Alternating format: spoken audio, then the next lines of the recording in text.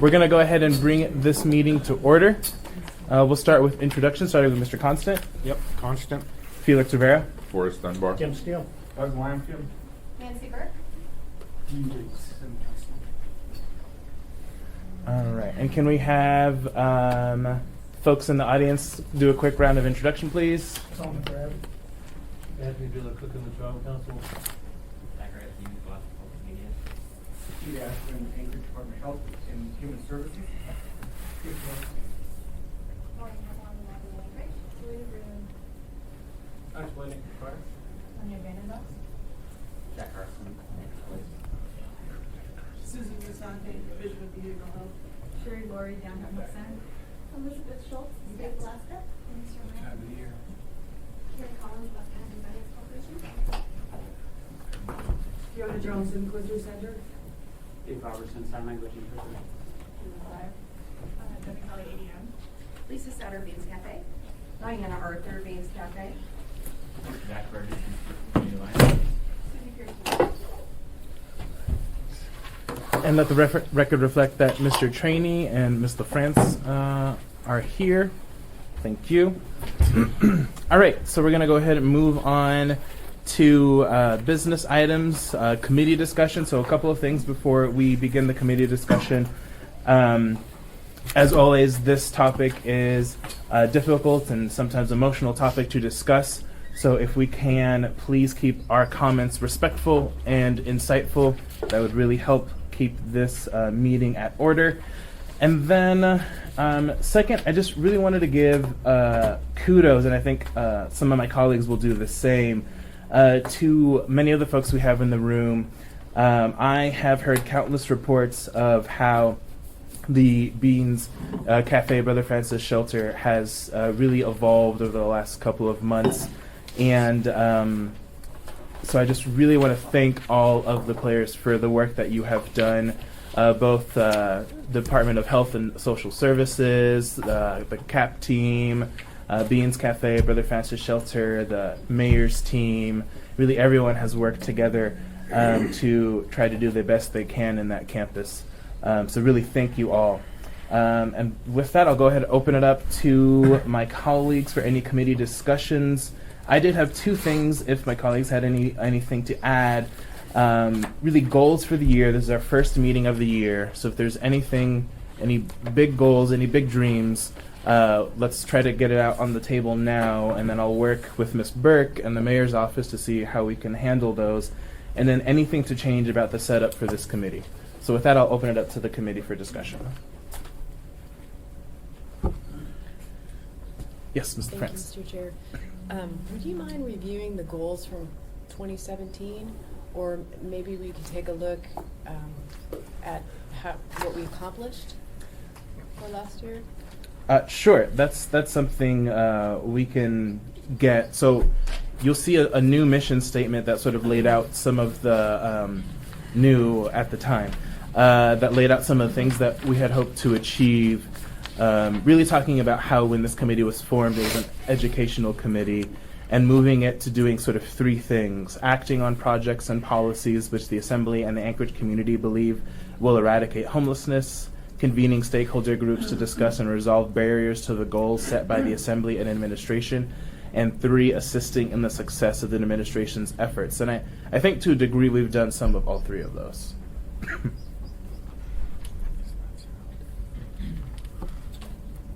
But that's definitely something at the next meeting we can dive into deeper. Chris? There's chirping up in the ventilation. Anyhow, I come to an emerging awareness that there is, we're kind of converging on the point where we have housed as many people as are kind of out there, either in emergency shelter, in short-term housing and long-term housing. Of course, the goal is long-term housing for as many people as are willing. And it's clear that there's still a population of people that are going to choose to be out there despite all help. And that's an area of significant interest for me, of what is that issue and how do we tackle that. Because as we are able to provide housing for every person who's in need, because I believe we're going to get there, what about those people?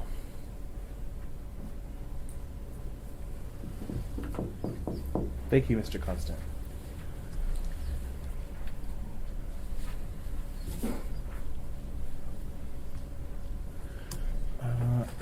Any other thoughts or ideas from the committee or Mr. Lampkin? If you have anything, feel free.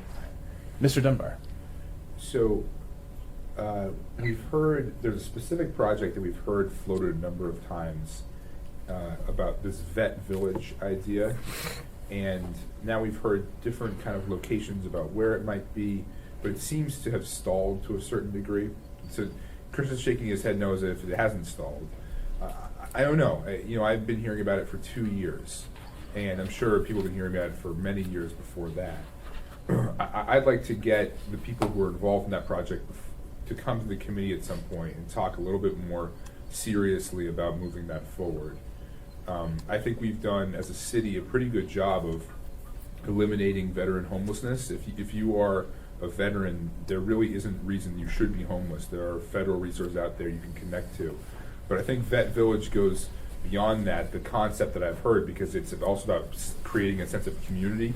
And then also, in effect, freeing up beds for other non-vets to kind of fill in, our other facilities. So it doesn't have to be a major focus for this committee, but at some point during the year, I'd like to have at least one committee where we talk about that project. Thank you, Mr. Dunbar. Mr. Steele. How far along is the Vet Village? I thought it was underway, actually. It was out in the valley, wasn't it? I can No. give a report when the time is right. Yeah, are you going to speak on this subject, Yes, Mr.? Rick Davidge is the proponent of this, and they've had a problem figuring out where to put it at. Oh, I thought they had a place all set out. No one seems to foothills. want to have it. At one time, it was going to go to Chugiak, Yeah. and then they were talking about putting it in Highland in that area. So there's always been a problem as to where to So to put get it. the plan, you just Then you need got to to- figure out how you get the infrastructure to deal with it. Yeah. Are you talking about just homes? Are you talking about water, sewer? And then how do we get the public transportation into that area? Sure. Because many of them That may was not always have a one. car. So I'd get Rick Davidge, he's with the Midtown Community Council, and get him here to talk to us. Yes, thank you, Mr. Trainee. We'll definitely get him here to talk to us. Did you have anything final to add on that, Mr. Constant? Yeah, so I actually spoke with him yesterday at length on the topic, and he is kind of caught between two pinchers right now. One's the federal government, one's the state government, and what he needs to do is get some support from the state in terms of approving his plan before HUD will fund it, or not HUD, the VA. And once the VA has signed off, then they can access the land on the military base, which is at Eagle River, which is where they're looking at on this property that's both trust and military land adjoining. But they can't do anything until all of the players have signed on to the project. And so apparently, according to him, and I look forward to having him here, the military is willing to commit the resources to build road access and everything, but none of that can be accounted for until the project is approved. And so he's getting closer than he's been before, and it is a good time to have him here. Is there any role for the city in that? Yes, and in fact, I talked with him about the possibility of, and I didn't forward this because we already have an item on there regarding homelessness, but putting on our legislative request that the state address the concerns of veteran homelessness. So, literally, this is my conversation with him yesterday. I can forward an email when I can get access to my emails. Do we have a number? Do we have an estimate as to veteran homelessness? I would defer to Nancy on that one. I was just making a note that we can provide an update on the veterans numbers. Ballpark. I'm going to call for a lifeline. You bet. You have a ballpark? I think we'd like to get back to you. We're talking hundreds, It's good thousands, news. tens of? No, I mean, the last, Scores. Families, the last individuals? outreach count that we did and the last homeless count had fewer than, I think, 40. So it went from hundreds down to a small number now, but I will have an update on getting a good count Yeah. coming for the committee as well. Did you have anything to add? Started with the department in 2014, we had a push because the VA housing vouchers that were available to veterans. And I think that we had about 180 and went, and almost wiped out the entire list of veterans. I think that the number that Nancy provided is probably pretty accurate. VA's been wonderful in that program and the supports they're providing the veterans. But I think it is about that 40. If we can do it in a local community, then there isn't the need to have a standalone development, I wouldn't suspect. Well, I don't know. I mean, if there are still 40, then having a community of 40 isn't a bad idea. But I think also, you know, some of those veterans who have taken the housing vouchers elsewhere might choose to come to this community and then Support. potentially free up beds. Although maybe not because they're using the VA voucher. But the point is just, I think it's a worthy project that we should be involved in. Thank you, Mr. Steele. Thank you, Mr. Dunbar. All right, so if there are no more comments for committee discussion, we'll go ahead and move forward on our agenda to the Mayor's Initiative Report. Ms. Burke. Thank you. The Mayor's Initiative is a component of a broader community work, as we've talked about before. The Mayor's Initiative is focusing on homeless adults and the adult service system, some of the critical components of the adult service system that aren't quite flowing right like they need to right now. And just as a reminder for the pieces, as we talk about what you were thinking about for 2018 or focusing on, I think some of the items, including how to do a smaller footprint home, like the Vet Village is looking at essentially dry cabins with a washateria in the middle, but how to generally accommodate smaller houses in the community is a broader, seems like a very good piece for this committee to maybe ponder with Robin Ward, who's our housing lead for the community. I can certainly cue that up in our timeline. And if you remember, we've sort of sketched out this this process of reviewing information in terms of what happens around outreaching to the people and specific services that populations like vets or homeless adults need. And then we have a whole column of activity that's around infrastructure, including housing units and treatment services and data needs, and then the finance.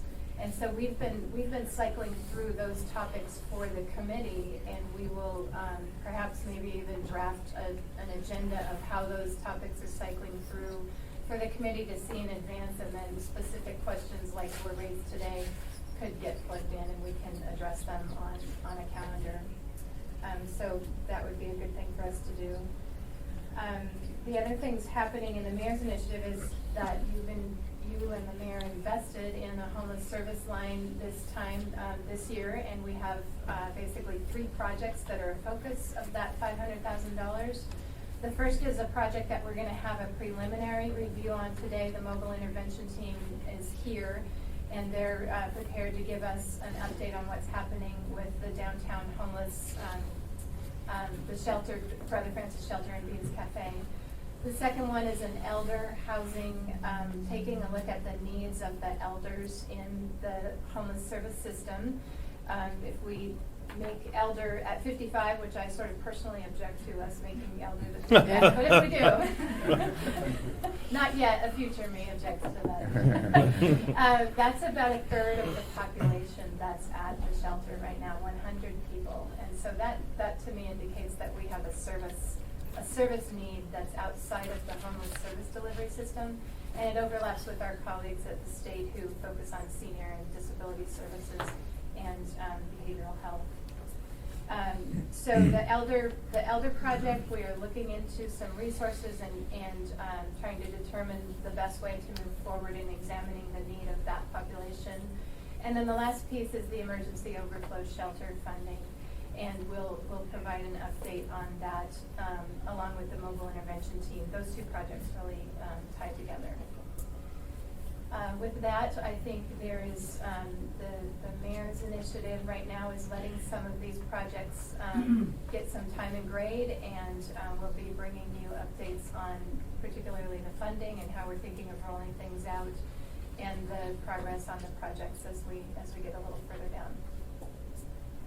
Unless there are questions, I might invite our mobile intervention team members to come up. Sit Okay. over there. Friends.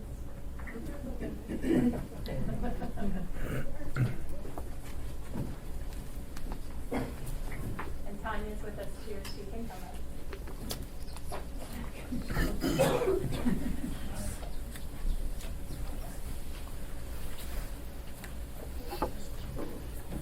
So just a quick introduction, and then I'm going to let the folks launching the project take this. The mobile intervention team is something that we've heard for a long time from the shelter and from Beans Cafe, that there are some folks that are not engaging in services. They formerly were camping outside of the shelter in an area that's probably a 3 or 4 block area around those resources. And that the challenge was in figuring out what's the best intervention for these folks, how can we engage them, how do we apply, what we've talked in this committee is an equal amount of carrot and stick so that people have access to resources that they need. We're creating opportunities and pipelines out of homelessness for the individuals, while also steering them to resources so that there's not negative impacts on the neighbors and communities surrounding these resources. So this mobile intervention team is a skilled team of a mental health lead, which is Melina Breland, and Tanya Vandenbos has been embedded in our police CAP team for almost a year. Next month is a year. And then we have our CAP lead, Lieutenant Carson, and Chief Boyd with us, Assistant Chief Boyd. So combining mental health, fire, and police is really the key to this project, so that we can tease out what's happening with our emergency calls, with engagement for people with pretty specific needs, and start launching strategies and solutions that are going to relieve this pressure. So with that, I'll turn it over to Jack Carson. Obviously, I think if you've been down there, everybody's seen the effects that it's happened down there. It's a lot cleaner on the campus. We do ask for the patience of the neighboring businesses and homeowners and things like that. As we did this, we knew it was going to kind of push some of those people outside of our boundaries. That we realized that when we made our plan. We do have a plan for that. It just takes stages. We got to get control of the campus, and then as we get control of the campus to where we want to be, then we'll continue to push out is the plan, and outreach all those people and either get them to move on or get into the program. So it's don't think that it's we don't notice those people. We aren't hearing you guys' complaints. We are aware of it. We just it's part of the plan. It's a step process. On the actual campus, I think we're working closely with our partners, both with Beans and Brother Francis. I think that relationship has been good. I think it's even going past that in a lot of ways. We're working together really well now. They've been really receptive to suggestions that we have, and I think they're learning how to communicate with us, and so it's really working well. The campus is a lot safer place today. The calls for service is one of the things that started this whole project. Is the calls for service were out of control for the campus. I think that a lot of the staff there felt unsafe, as we've heard, and it was a needed project. With that being said, that right now we've been doing it since the 2nd. And I think there's been huge improvements. Other than officer-initiated calls, and that's us sitting down there waiting for someone to cross the road in anything other than the 90 degrees, we're basically jumping everything down there, letting the personnel know down there that the behavior that has happened in the past, we're done with it. They're going to follow the rules of the campus. And we're helping enforce those rules. We're helping enforce the trespassing. Our partners with Beans and BFS have been really good about letting us know, hey, they're trespassed. And Melina will talk a little bit about how that's kind of been streamlined to be more accurate. But other than the officer-initiated calls, the calls for service down there are significantly down. Even this last weekend, on the weekend, I think over the whole weekend after we left, and it was just the staff down there, I think there was only about 7 calls for service over this weekend, which is extremely, extremely low. And so my team was there on Friday and said that it was, it's getting much easier, I guess, to enforce what's down there. Everything, people are starting to realize we're not gonna go away. That's something that we've trained into that clientele, is that we come down there, we put our hand down, and then we walk away. All they gotta do is outwait us. So they were waiting for that to happen, and now they're seeing that's not gonna happen. My fear with that is that we kind of strategically planned this for the beginning of the year, which is a low for us in CAP. My people are gonna have to start coming out of there and going on to different projects and stuff that we got going on. That's why I think it's imperative that we talk with our partners and we talk with the city, because I think we all kind of own this project a little bit, is they need some kind of increased security. I do believe that we've seen the benefits of increased security, because most of what we're doing down there isn't law enforcement, it's just security type activities. And we've seen how much it's reduced and improved the campus. This is something that I think if we do and we stay on top of and we can get some kind of increased security down there, that you'll continue to see the need for that security to go away. We're down to minimums. But right now, we're not there, and it's gonna be some time. And we spent years training these people that their actions, there's no punishment for it, and it's not something we're gonna fix in 3 weeks. It's something that has to be ingrained in them. But I think our city, I know at least with our department, it has had enough and are wanting these improvements down there. And I know that the staff down there are very excited for this. They're kind of, they're dealing with limited budgets on their own. They're doing what they can do, and limited ability with staff. I mean, their staff is clinical in a lot of ways, and to go out there and deal with, physical conflict is something that a lot of them has been a struggle.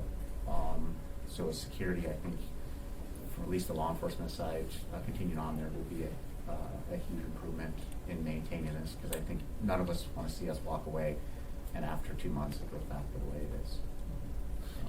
Thank you, Lieutenant Carson. I have a few questions for you. Mr. Constant. Yeah, thanks. Well, one is a question and one is kind of a statement. And the question is, you stated that 7 calls over the weekend. Would you frame for folks what the average weekend has been for the last 6 months? It's kind of hard to do an average weekend because it spikes and goes down. I can tell you that we respond, the Anchorage Police Department responds about 2,800 times or more a year to that campus. That doesn't include the fire department. Alex can speak more to that, but I can tell you we're upwards of about 75 to 8,000 calls a year for emergency services between us and the fire department. So getting it down, that 7 calls is for the Anchorage Police Department. A lot of those generally mirror with them, but I know their calls are significantly down, and he'll talk about that. But you're talking, the calls are down a lot. I mean, if we can continue at this rate and keep it up with security, we're talking cutting our calls for service probably down in half, which would be, you're talking employees that, each call when we go there isn't just an officer going down there. Generally, it's 2 to 3 officers because of the dynamics of that campus and how many people are around. In addition, with the fire department, Alex can speak to it, but it's not one firefighter. It's every time there's a emergency service call down there, you're talking a significant force that has to show up because they got to post security on the vehicles and things like that. Because the last thing any of us want to see is a fire truck driving down the road with a homeless person driving. So they got to leave someone with the car and everything else. So it's you're talking an improvement in behavior, but you're also talking a huge significant savings for the city if we can maintain this lower call rate. So just if you take the number of 6,000 calls per year and divide that by 365, you get about 17 calls per day. But we know that some weekends it's way more than that. And some days there were 0 calls in the last 2 weeks. 0 calls, and that's unheard of. And so if you go from 16 average down to 0 or 2 or 3 per day, then it's a massive savings. It even pays for the cost of security. And so this is to be lauded and shouted from the rooftops, especially when we have real data that can be validated. To give you an average for a law enforcement perspective is generally they say we cost about an officer because of benefits and this and that. Everything that goes along with an officer is about $100 an hour. And when you're talking each call is 2 to 3 officers. So if they're down there a half an hour to an hour, you're talking, $150 to $300.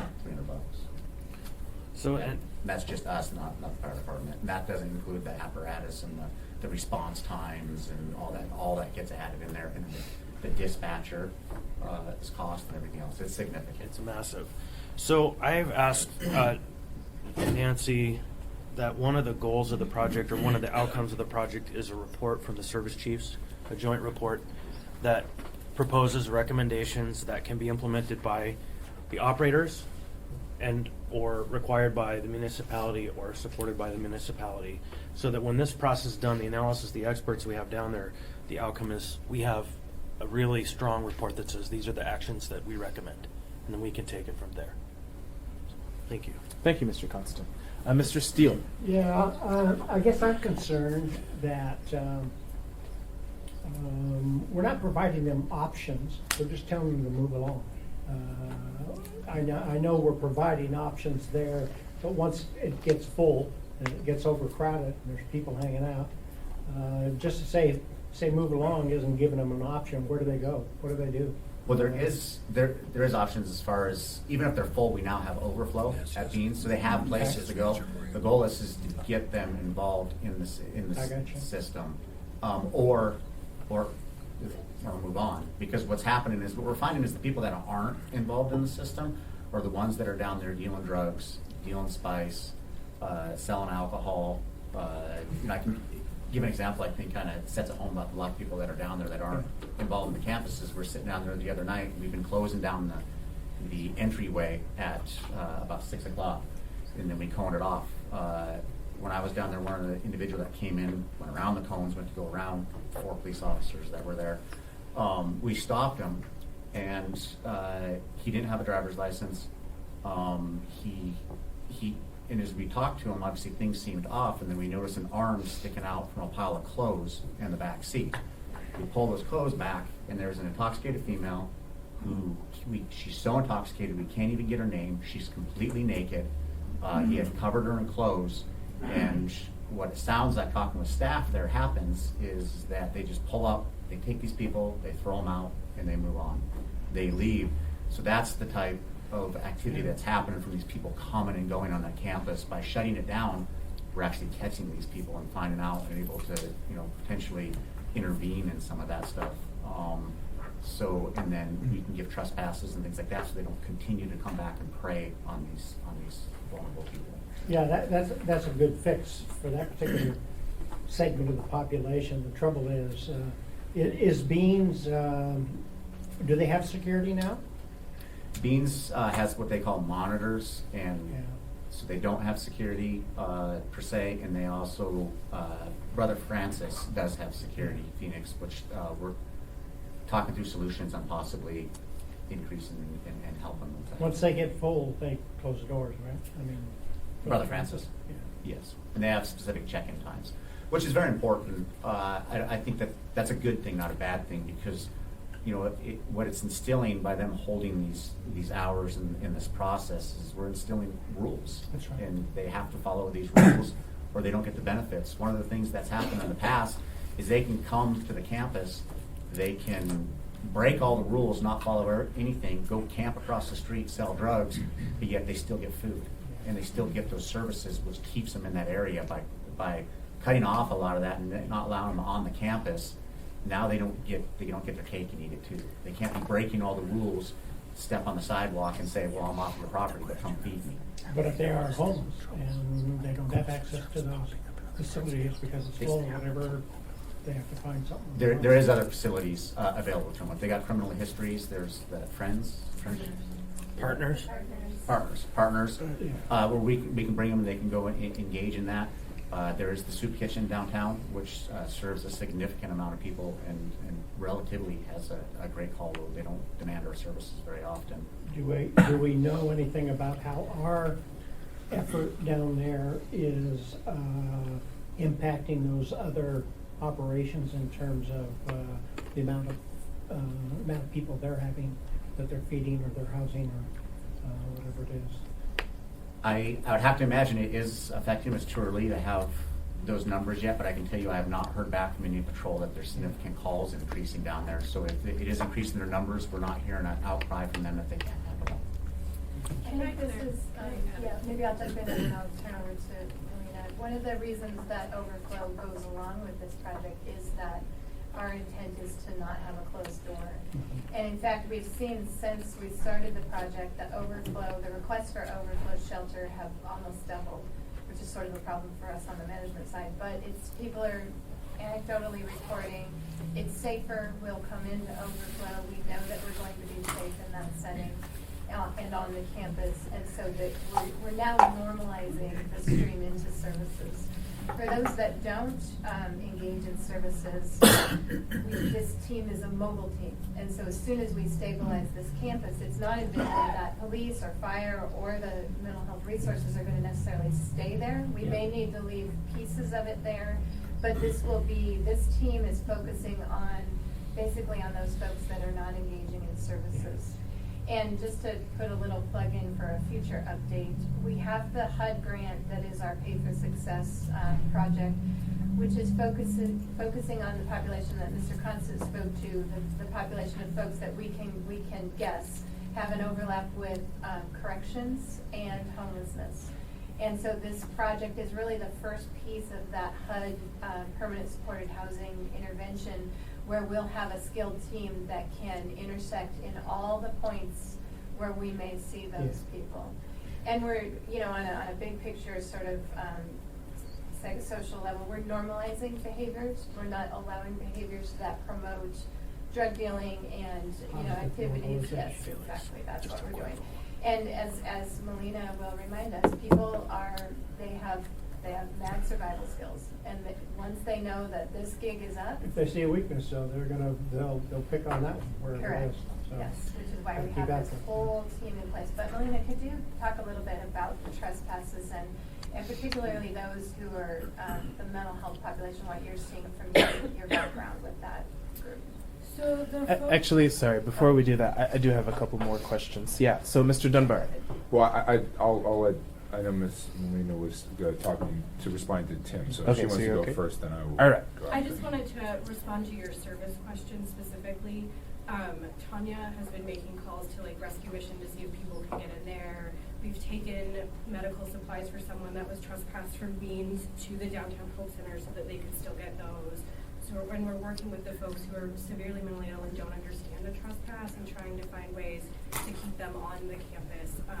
But our top priority is the safety piece. But we have been working on that with those individuals specifically. And then referring everybody to partners who qualifies. So that is not being neglected at all at this point. It's just not where I just this need team is reassurance. going. Well, and on that point, though, the one group that I've heard, other than the neighbors who were very loud quickly, that's had to pick up some, for lack of a better word, slack, is the ambassadors for the downtown partnership. They're saying that there is more of a flow of people through than they have seen in a very long time because of it. But they're also seeking help of a mental health person or a case management person that can engage with their team and kind of be a collateral partner in this process. And so it's pretty natural, and they're actually skilled and they're spooled up for it. So their complaints are heard and their response is being effective. So positive. Yeah. All right. Thank you, Mr. Constant. Mr. Dunbar. Thank you, Mr. Chairman. So, Lieutenant Carson, you talked about the police being able to interdict other crimes, criminal activity that's coming down to that campus. You've mentioned how important presence is and long-term presence. This campus also happens to be very close to our downtown business core. All those things, to me, indicate that it would be wise to set up a permanent staffed police substation somewhere near this area. And could you speak to that? I mean, it seems like that would accomplish a lot of what we're seeking to accomplish here, at least with regard to the police. I don't believe that police are needed down there full time. I think for the cost of a police officer versus the cost of security on the campus is significantly less. So I think that the city and those organizations, partners down there with that, can get what they want at a fraction of the cost if they just had a good security company down there versus placing law enforcement down there. Well, to be clear, I'm not talking about on that campus, but somewhere in that close area where they could walk to the campus, for example, easily. And those private security you're talking about wouldn't be able to do the same kind of crime interdiction that you guys can do, right? Well, I think a lot of what we're doing is crime prevention, and they would be able to do that. The actual interdiction of a crime, they'd be more limited on that, but just creating a substation doesn't put a lot of police personnel down there, because especially as we go to more and more technology, I think you see our officers less and less at these substations. They stop, they go to the bathroom, and then they're gone, because they do everything out of their cars now. I don't think we even have staffed substations, do we? Right, no. we don't, so it would be different. I mean, I know the one in East Anchorage is basically a bathroom What is the one on facility. McCrae and Spinoza? Right. What? What is the one on McCrae and Spinoza? It's just, it's a place for them to go and, A lunch spot, a bathroom. yeah, go to the bathroom and eat lunch. That's about most of the things it's used for, and they're in and out generally very, very quick in those things. So it would certainly, I mean, I agree, it would certainly be different than what we're doing now. But it does seem like if we're gonna put it anywhere, it would make sense to put something in that area, no? Don't you have one there at the fire station downtown? I think so. Yeah, there's a substation Eight blocks. downtown, there's a substation in Mountain Eight View, blocks. they're all over. I'll But be not staffed. honest with you, I don't, one of the issues is that I seriously doubt APD would utilize it. Generally, when they go to substations, they want to be left alone because they are doing something private, like going to the bathroom or trying to get eat a quick meal and go. And if they know that they're going to go to a place that's never going to happen, why go? They're going to go to Mountain View. They're going to go to the fire station because it's a quick personal break. Well, I'll say one last thing and I'll stop. I mean, other cities and other countries, they have like police boxes basically where people are, you know. So it wouldn't be the question of are they going to utilize this. There would be a couple of officers actually assigned to this location for the night or for whatever it was, you know. Yeah, I think I understand more what you're asking now. I haven't been trying to avoid the question. I don't think I understood. You're talking about permanently manning them. Yeah. So, yes, I mean, if, ultimately if the city, I know that demand's been asked for, or it's been demanded, asked for, requested in Eagle River. They would like a manned substation out there so people could go to and report it. I think as we get more personnel, that would be something that the public would really, really like. Not having to run down to Tudor every time they want to turn in something or do something, having, main bigger substations or small kind of police departments or whatever around the city. I think the city would really like. I just don't know that our personnel is even close to that yet. That's something that we'd have to talk with Chief Dahl and the deputy chiefs and stuff about. But I can tell you in the community councils, I'm hearing the demand for it. And I think that it would really be a step forward in community policing. I just think we are now just stopping the bleeding that's been happening and are finally starting to catch up with the call loads and stuff like that. Working towards that in the future and pushing for it, I think would be a great goal. But right now, I just don't believe we have the staffing for it. But it is being asked for in the community councils and stuff. So the citizens we serve are wanting that. Thank you. Thank you, Mr. Chairman. Thank you, Mr. Dunbar. Any further comments, Mr. Trainee? Just one for Nancy. Nancy, when are you doing your next point-in-time study on homelessness? Is that coming up soon? That will be next Tuesday, the 23rd. 23rd, okay. In light of that, what I'm going to do is move my ordinance relative to security to the meeting in February. So you don't need to have people show up because we've got enough stuff coming on with MLP sale that will absorb everything on the 23rd. So just let them know they don't need to come down. Okay, that's great, and. That's just brief on the previous topic. Can I follow up, Mr. Chair?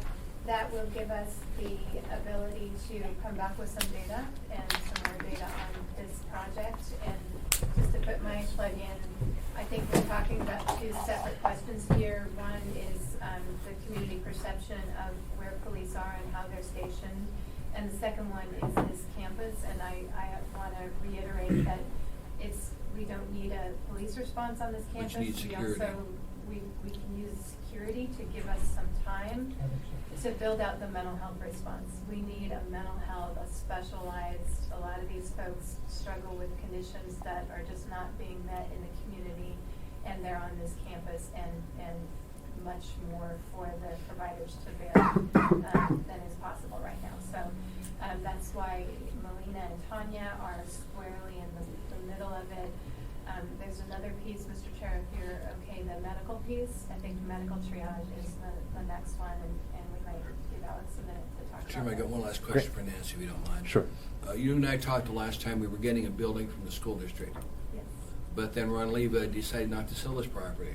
Well, I heard. So where are we at things now on about that? Yeah, I'm actually uncertain. I know it's not completed. However, I think my thoughts on, I've always thought that mental health work and case management, really you should staff people up with great laptops and the ability to be mobile and limit buildings. And we were thinking that building would be helpful because we knew this first 2 weeks was going to be a heavy lift with setting rules and being on campus.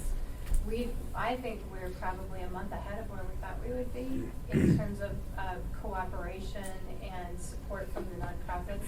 So we may actually be beyond where a building would be useful for us at this point. I just didn't want to lose it in case, if you want it. Yeah, Because I the school think district we're- says they've got one available. Just don't lose that opportunity. It would help you guys do this. Okay, I'll continue asking some questions and I'll get back on that. Thank you, Mr. Chairman. Thank you Can I for ask a your resource. follow-up to that? What the heck are you talking about? There was a reload. that- Nancy cost said she needed a $40,000 building or to move something it for straight up. this Or mobile something team. like that. And So the school we district's gonna contacted give the us a- school district. oh. We've got a free building coming from them, relocated classroom.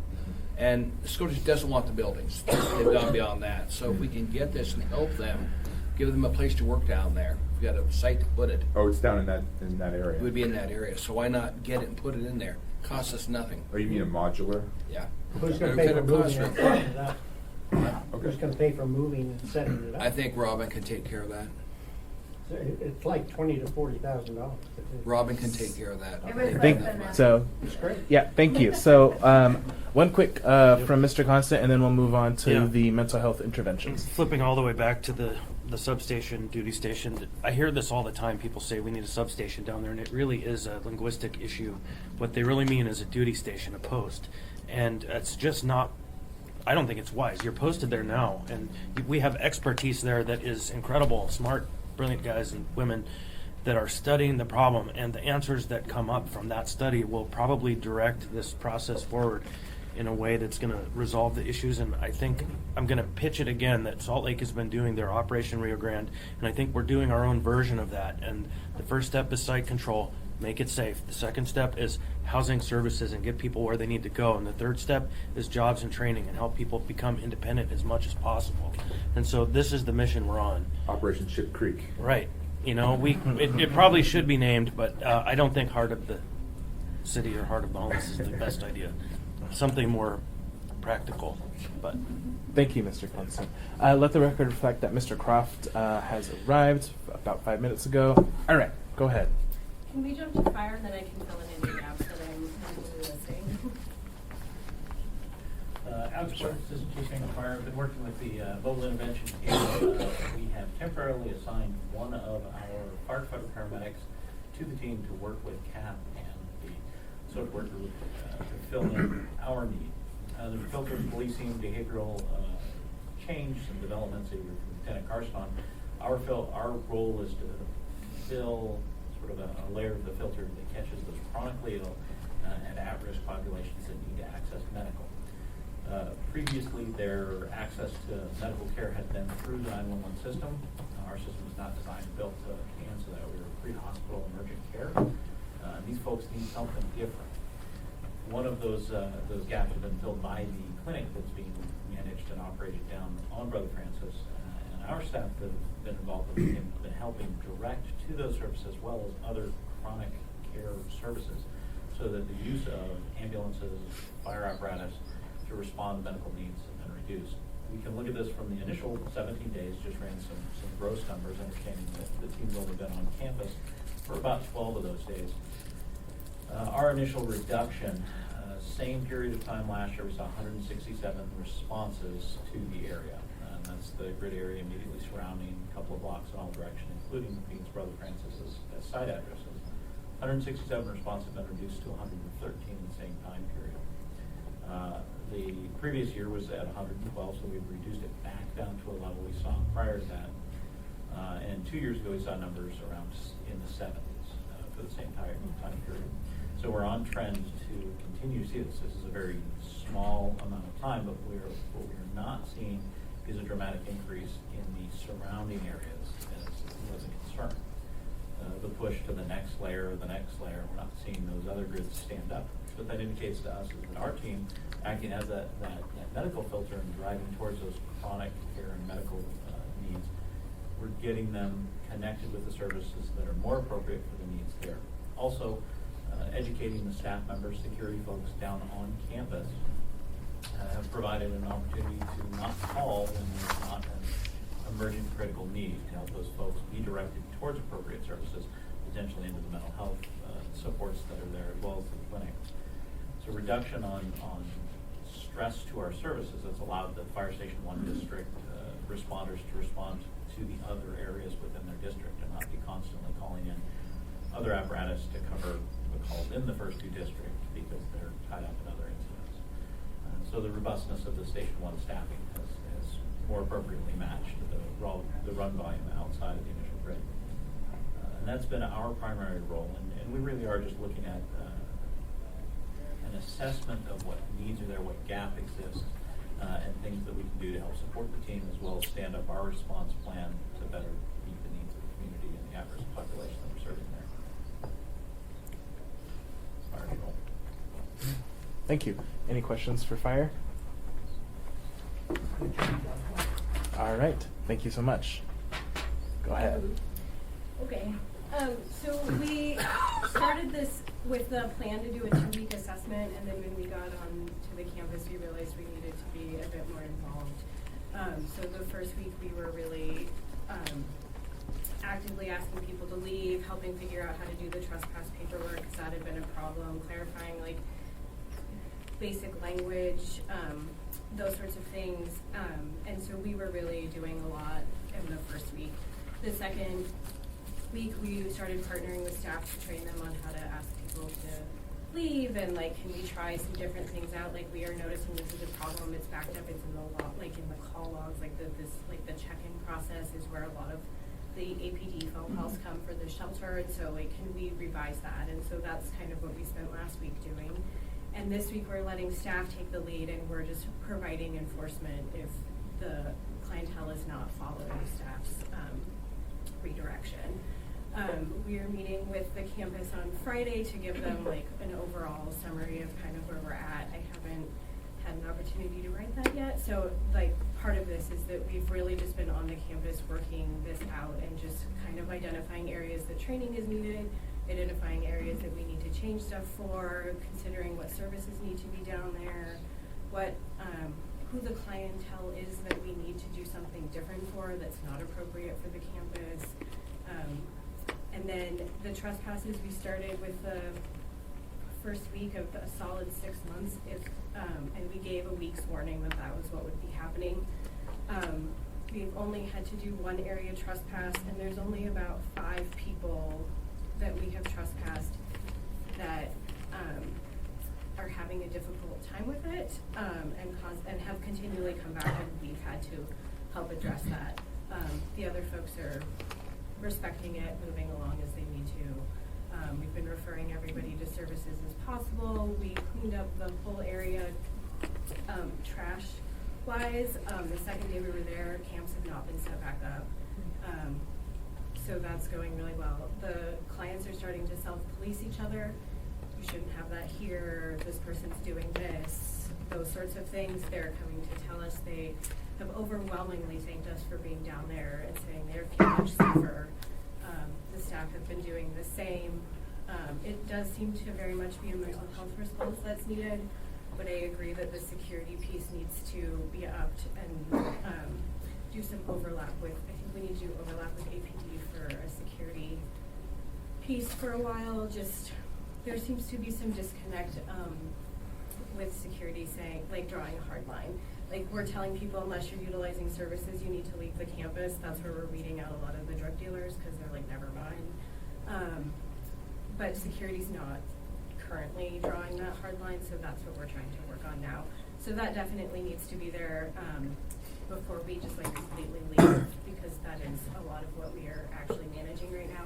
But again, that's not a police response, like it's a security piece. I think that's my overall summary. Am I missing anything? An example of change in behavior too, they've actually had one person that was trespassed come back and apologize and ask, basically get engaged in the services, saying basically, you can probably give a better example of it, but it was admitted he was being an ass and he was going to improve his behavior, so they're realizing that there is consequences for their behavior.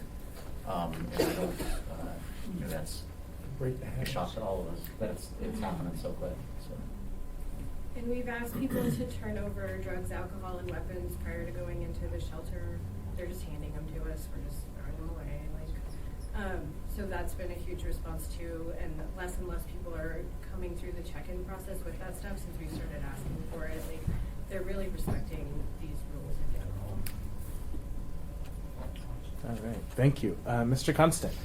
Yep. So thank you all for the work. It's pretty intense. And I heard about this whole process right at the beginning, like within 2 days, because I immediately started getting very heated emails from neighbors saying what the hell's going on, and they were really angry, and some of them still are. And so I immediately drove through the neighborhood and ended up down there after, and so I have witnessed some people now stashing their drugs and supplies under cars up by the Lucky Wishbone and in other areas as they head down to get what they need. But and the Third and Hyder is an issue that any conversation about this needs to be addressed. And Third and Hyder is the cutoff, that kind of turn in that allows access to the old Native Medical Center site, and it became the immediate encampment homestead. And what's interesting about that, when you look at it, it's a really crystalline example of what happens in an unmitigated scenario. Like literally there's like drug dealers pulling in and parking. I've witnessed it myself. There's trash rolling out into the street at an unbelievable clip and volume. And Robin Ward is taking care of it. The camp's been cited, noted, whatever, posted, and it will be cleared in just a couple of days. And they're going to put in a fence. But we have an opportunity kind of to study what happens when. And that is another layer of this conversation for us to figure out how to get ahead of the problems before they take root and become a nightmare. So even that worst part of this process has an instructive value for us. Thank you, Mr. Constant. All right, so any other questions for the mental health team? Mr. Lampkin. How long do you anticipate on providing services down there to the campus? I think that is up to how long they need us to do this. I don't want to be there forever. In my mind, I'm thinking that we slowly start figuring out how to make it so that they can do this without us and slowly start phasing out. But I'm assuming that they're going to need support for at least 6 months from the mental health piece. I don't know that's true for APP and AFP. And when you say that they move on, are you referring to the drug dealers, the people that are dealing, or are you talking about the homelessness element? Where would you think they move on to? I think, well, they're like, this interesting thing is like, the same population is accessing services in other parts of the city and not having these problems. So I would like to give them credit for their survival skills and figuring out how to adapt to this. So the folks that are moving on have the skill set to manage that. The folks who are struggling with that, we are figuring out a different plan and helping them. So I think that they're going to access other services in the community.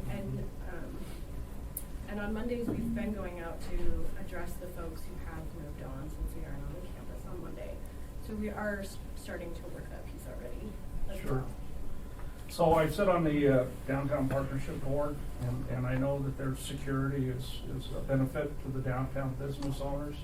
And along with Constance, I know that they would like to have the mental health piece along with their security team. Have you collaborated with the Anchorage Downtown Partnership? I think that Nancy has started that conversation. I've been looped into a couple of emails.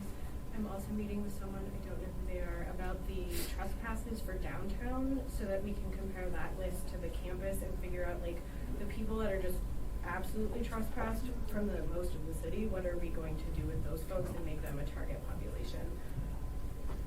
Thank you.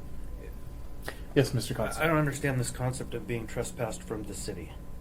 No, like if they're trespassed from downtown and they're trespassed from the campus, like that whole area. How does somebody get trespassed from downtown? That sounds like a civil liberties Business- nightmare. No, sorry, businesses. Okay, from businesses. Sorry. I'm like, whoa, Sorry. whoa, whoa, whoa. No, wait a no, no. minute. Sorry, sorry. Okay, thank you. Yeah. Yeah. Chris, they can run a village. Yeah, but in Anchorage, Right, but ACLU's not here, and I'm not their biggest fan right now, but I would speak on behalf of the civil liberties of all these people. sorry, no. Yeah. But if they're causing problems at businesses and being trespassed from several of them, Gotcha. and on the campus, where are they really supposed to be spending their time? Thank you. Ms. Brick, did you have anything to add? Yeah. Just to loop this into the other threads that we have, so overflow, creating the options for people who, you know, the equal measure of carrot and stick, that they come into services. However, the consequences for behaviors have actually started bringing people back, like, oh, okay, I understand what I need to do now. And so maintaining that consistent approach, that there are rules, we need to follow it, but there are services available. And then remember that the team is mobile, and so this team will begin hot spotting. I think the idea of having the campus project start in January lets us have a lot of experience and ready for summer. When we see areas where there are camps or concern around the community, and if you think of this as the precursor to that HUD project where we are going to focus on those folks that are overlap of homelessness and corrections, we begin to get some more strategies and skills in this area. So it is not just moving people around, and then Tanya comes in and adds her referral expertise. And one thing that we didn't talk about was one of our outcomes will be bringing mental health agencies to the campus because of the high need of people in the homeless service system. You know, we have discharges straight from psychiatric hospital. We have people with guardians who can't get resources that they need. There's a lot of things going on that we need more assistance with. Then just to reinforce the capital project piece, once we move in with the changes on campus and procedures, we'll have a physical change that will also allow for fencing and a gated entrance, which will further reduce the need for constant security presence. It'll give us a way to manage that campus physically. And one last connection for the committee is the Sleep Off Center resources. As many of you know, we've been able to tap into that contract because we've seen a nice trend line from 2014 through 17 of a decrease of about 35% of sleep off, but we feel that the population who's coming into Beams is, well, we know that it is the same or a lot of overlap of the population, but a similar approach that's used at sleep off can be used to maintain safety and to create the order on campus that we've been seeing. So Securitas is leasing a building downtown and Beams Cafe, and that's where we're hosting overflow with some pretty skilled providers. So increasing skills across all of these areas is a result we're looking for in increasing safety on campus as well. Mr. Const. Sorry to be so noisome, but the skills she's talking about are both medical and security. And so those are the specific skills that Securitas' team is bringing. So. And mental health. They're actually doing mental health training for their employees. For security companies, you see a significant difference between the different levels of what they can provide. I think that's what we're seeing with current vendors down there. Just the vendors aren't investing the money to train them like Securitas is. They're good with this clientele. So I truly know how to understand and handle them. Thank you, Mr. Constant. Mr. Trainee. Who provides security now, Brother Francis and Beans Cafe? Two separate vendors? Phoenix provides the security for Brother Francis, and that's from 6 p.m. to 3 a.m. 6 p.m. to 4 a.m. 4 a.m. 4 a.m. And then Securitas is recently come down and done the beans because they took on the overflow. So they're providing So it. when did they start doing that? 6 p.m. There's And when did they start? A week Oh. ago, 2 weeks ago? November 18th. November 18th, okay. So Beans monitors the parking lot during the day with their monitors, and then Phoenix monitors the parking lot at night. When you said earlier they need to have better security, is it training they need to have, or just the contract that they carry now does allow them to do enforce security? Trying to figure out what do they need I, as assets. You're a police officer. how bluntly do you want me to speak, sir? As bluntly as you want. Phoenix is completely inadequate down there right now. That's When we what I go, thought. when we've tried working with them, Parking meters? That's all they are? their main interest seems to be sitting in the break room on their phones. Okay. Not actually, it's a management issue within their security, that they're supposed to be part of what we're doing down there is we're working side by side with the staff down there. This is a true, not just APD in the municipality come in and take over and fix everything. It's working with our partners to work together and fix it. So we're engaging with the staff there and having them work side by side with us so that eventually our half can disappear and their staff picks up. So it's a permanent change versus a temporary change. So we're, the theory was that we'd be working side by side with Phoenix and Securitas and whatnot, and we have problems keeping them outside with us to actually do that job is part of the problem on the Phoenix side. The other staff has been great dealing with them. That's the security company with Phoenix. It's just been trying for our patients. Yeah, thank you, Mr. Chairman. Thank you, Mr. Trainee. Mr. Constant. quick Yeah, question. just a quick, really micro detail clarification. The security that Securitas is providing is not on behalf or from Beans Cafe. That contract is, we're paying for that, and we're paying for both sides of the contract, the security and the location. We're renting that space. And so that security is ours, not Beans and Brother Francis. There's shared service on the campus, but really, it's not Beans doing anything regarding security other than having their kind of frontline staff walking out and saying, we should do better, right? So we're paying for it, just to be really clear. Taxpayers are paying for it. Yep. Ms. Burke. I would like to take a moment and make sure that the committee acknowledges that Catholic Social Services, Brother Francis Shelter staff, and Beans Cafe staff have openly participated in this, and in fact are a lot of the energy behind it. They're really embracing it. Those monitors understand, I think, more of a comprehensive view of people on the campus. The shelter staff have taken the same view, and it's really been successful in major part because those partners are really with us. And with Melina having had served on teams similar to this in the past, it kind of gives a vision to everybody about how this may look. And so the partnership has been very strong, and we're pretty excited about that. Thank you. And I appreciate everyone's efforts. And I want to clarify, our frustration is not with our partners, Beans and Brother Francis. Their staff has been working very good. It's the subcontract of Phoenix has been, that part on the security has been frustrating for my personnel that are down there. Thank you, Lieutenant Carson. Did you have anything else to add, Ms. Burke, on the overflow shelter?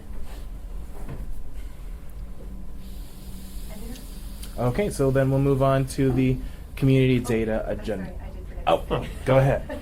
Community input has been taken seriously, and one of the suggestions from a neighbor up the street was that we created a boundary that really had to do with the call boundary and tracking the emergency calls into the area.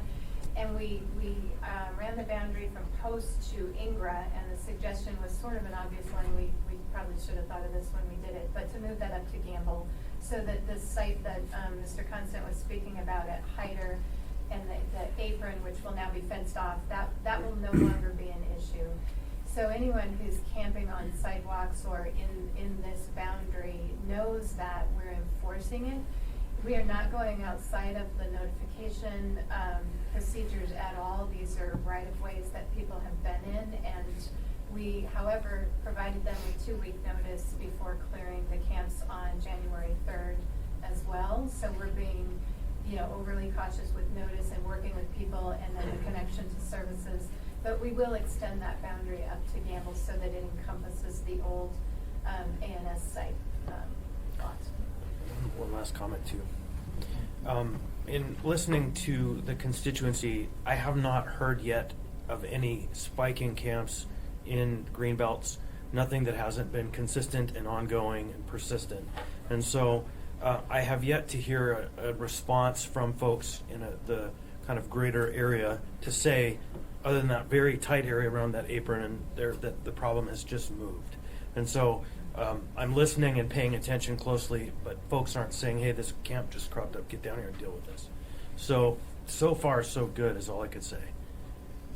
Okay, thank you, Mr. Constant. All right, so then we'll move on our agenda to the community data agenda. Ms. Burke. I'd just like to give the committee a quick update on the plan we're working on. We have been working, and I think the committee's been tuned into just how complex it is for us to get this community dashboard together with the coordinated entry work and having the list of people. We've had some reports on that data. And we're trying to work across all of our partners to have one consolidated dashboard. And I'm here to tell you that it's not ready and it's still in the works. I'm really hoping to have us a draft by February to review it, to begin looking at regular intervals for this committee. Something that fuels that data agenda, however, is the HUD point-in-time count, which the question was asked about, when is the next point-in-time count? The day for referencing where someone slept is January 23rd. And this year we're conducting we'll be conducting a sheltered count and an unsheltered count. And the Anchorage Coalition to End Homelessness is the required entity in our community to conduct this count and to provide this data to HUD through an annual report. The shelter count will be able to happen completely through our data system this year, which is usually been the case, but it's just very exciting to see the data system driving our needs in the community for information about homeless services. We will conduct the outreach count, and if you remember, in the past 3 years, we got up at 4 a.m. and tried to hit people at the point where they were for that night so that we could be reassured that we weren't duplicating counts. However, this year our database is really solid and working, so we'll be meeting at the very reasonable hour of 6 p.m. on Tuesday the 23rd. I've actually arranged for the volunteers. We need a smaller number of volunteers. They'll be meeting at the library, and I know the assembly is meeting that night, so this will be kind of a nice community event. We'll just be coordinating with them from the library to go out into the quadrants that have been identified in the past. We'll be canvassing for people. We'll still be using the smartphone app to interview any of those who agree to be interviewed, but we'll be counting. And that count has been something that's helped us in this committee and in the work of the Mayor's Initiative to have our minds around how many people really are homeless in the community. So the shelter count, unsheltered count will happen in that period. And then on the 24th, there's been a long-standing event that is a resource fair event, the Project Homeless Connect, that will happen again this year at the Egan Center, and it begins at, looking for a lifeline, 9 o'clock? I think it's 10. It's 10. It's 10. Volunteers show up at 9 to begin it. So that event is still going. There's still a need for volunteers. I think it's a great opportunity for Assembly members to see the homeless community and providers in action and bringing resources to people in a one-stop shop setting. Thank you, Ms. Burke. Mr. Dunbar. Thank you, Mr. Chairman. So, Ms. Burke, we have changed our counting methodology a couple times over the last couple of years. Are we to the point after this January count where we can get some kind of time series data, or do we still need to get a couple more counts before we can get that with our new methodology? Looking at Lieutenant Carson. So we did the summer count. The summer count is on the community's own methodology, and like I said, the summer count this year I think was our baseline for that count. This winter count is still the same methodology, and in fact, I would say it's improved because we now can duplicate through our data system. So we can do a time series on the winter count, I think reasonably. The summer count, I would give us one more summer, maybe two, but we'll need to follow the same, I think we should follow the same protocol that we did this year with support from our cap funds. Great. Mr. Chairman, is it sure? I mean, I'm sure you'll do this, but I'm very curious to see trend lines with the winter counts over the last few years. Okay. Any final questions for Ms. Burke on the community data agenda? Okay, seeing none, we'll go ahead and open it up to any audience participation. Do we have any folks in the audience who would like? Okay, go ahead, Ms. Chase. Yes, I want to commend Lieutenant Carson and his team for what they've done. We had a representative attend the Rogers Park Community Council Crime and Safety Committee and last week, and finally somebody is saying you are responsible for your actions. And I'm not talking about the mental health issue. I'm talking about people that have chosen another way of life. So, you know, and you're responsible, and there are consequences. That seems to have been left out for so many years. That's why we have so much population, quote, homeless. But as I sit here, and I hear all of these great thoughts, information, data, all of that kind of thing about people in this community, I'm wondering about those of us who are, first of all, taxpayers. Let's put it down to money. Homeowners, property owners, business people. And we have these encampments, you know, that there have been several fires where the fire company has had to come, and still people are stealing things, breaking into cars. You know, and I'm wondering, we're a victim here as well. The people who vote for you guys are better listen, because we're a victim. And I know that there's a lot of us who are really tired of this. Yes, we want to help people. You know, of course we want to help people. But I don't understand why the city is allowing, well, the city is breaking the law in a way by allowing these encampments. The city is breaking the law. So I want to know, can I come on the 24th or whatever and get services?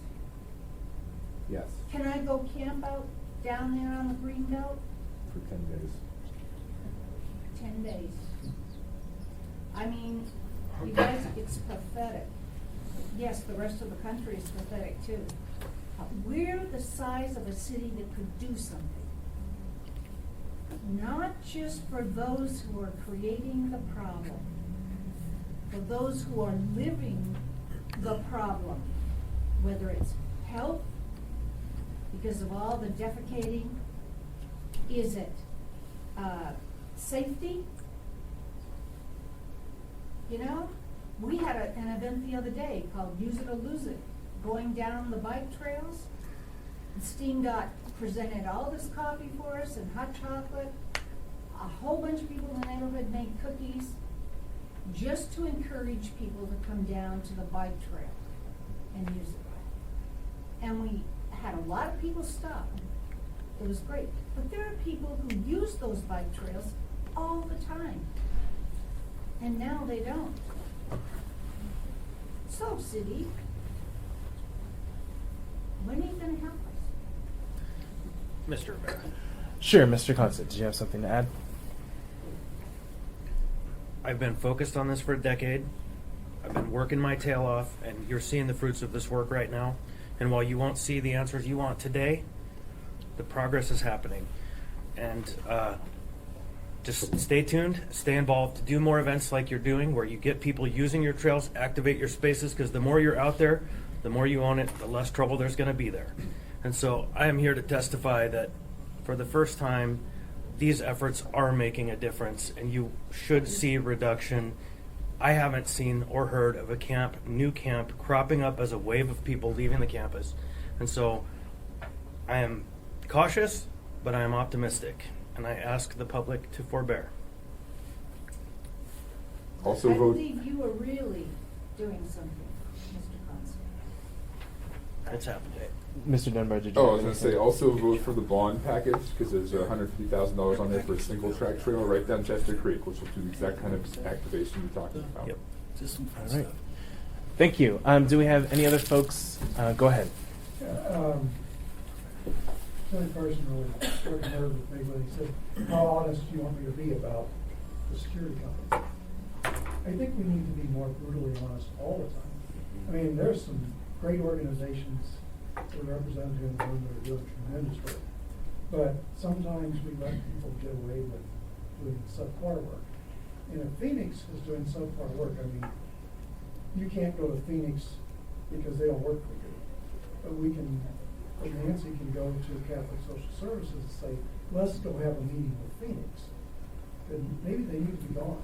But, you know, if we mealy-mouth things, and if we aren't brutally honest with ourselves as well as everybody else, then we won't solve this problem. And I think, you know, with this administration, I think that we've really made a lot of progress. When we were coming in, I said to Mr. Dunbar, I think that we've lost momentum. And now at this meeting, it looks like we're getting momentum back with what's going on down at Leeds and Brother Francis. But it takes continual effort and it takes complete honesty. And if somebody's not doing their job, just beat them over the head and make them do it or get the heck out of the way. I'd like to clarify that. Okay. Being brutally honest at a public event versus being brutally honest behind closed doors. Brutally honest behind closed doors has been happening, and Nancy is working with the nonprofits who've been really, really receptive. I think as a public servant, it's hard to get up and talk bad about any business that may be good on other parts. You need to hear it though. So, I understand, sir. Can I add to that? Sure. I just want to say that Catholic Social Services has been doing an excellent job working with us on how to remedy that. It's just not easy to just solve that immediately, but they are not ignoring that problem either. Thank you. And before we move on to our next, I just want to acknowledge that Mr. Weddleton has joined us. Go ahead. I just have a couple things. Security, I don't think security members, people that sign up to become security, have high-paying jobs. I don't think they're high-paying jobs, so you're going to get what you pay for. And back to what Mr. Dunbar mentioned about security, I look at Fred Meyer, and they started putting security in Fred Meyer's, and you still have criminals walking out the door because the security has no control over holding that person until police arrive. I'm almost inclined to say I'd like to see the police presence at Leeds and Francis because they have more enforcement over what security is going to provide. And again, I think you're going to get what you pay for with security down there. Thank you so much. All right. Any other audience participation? Okay. Seeing none, this meeting is adjourned.